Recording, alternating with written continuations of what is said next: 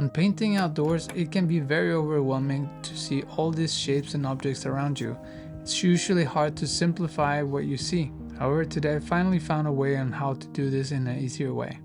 I did not figure this out by myself. I actually got this from the book Painting Light and Shadow in Watercolor by Skip Lawrence.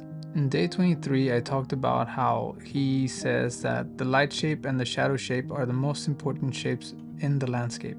In that episode, I didn't do a really good job and I actually sketched everything as I usually do. However, if you observe closely here, I only go around the edge of the house. I don't actually draw the windows, the doors, anything. Even the car. The car I did kind of made more indicative lines, but the whole sketch is just the contour of the house.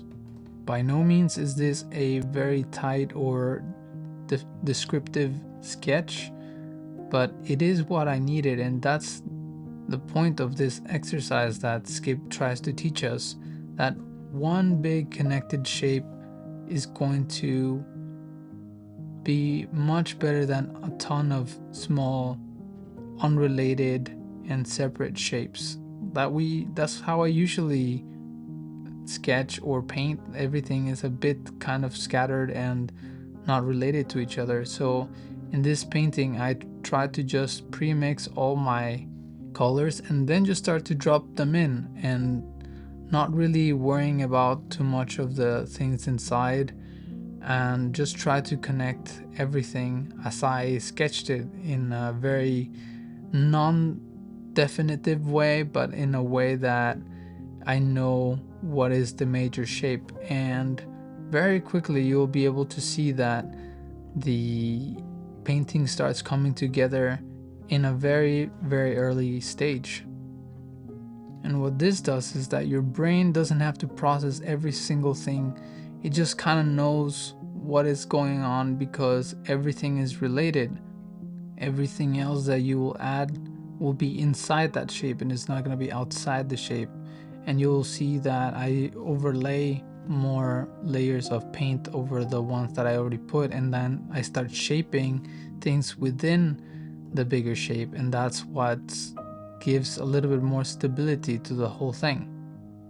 Well, at least that's how I'm understanding it.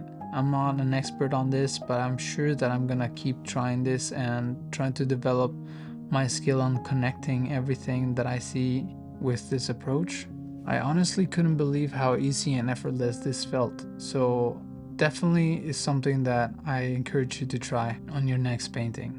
I will keep sharing and applying all the things that I learned from Skip's book as well as other books, and I will also share my learning process and all the mistakes that I encounter. Because at the end of the day, I am still learning. I'm not a pro, but I enjoy the process of learning and failing, and I want to share that with you in hopes that it is useful to you as it is for me.